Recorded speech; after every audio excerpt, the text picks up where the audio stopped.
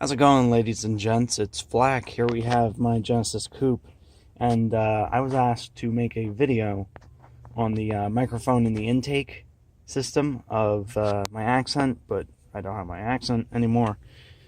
But here we have a microphone. This is a, let me double check. I don't want to give you guys any incorrect info.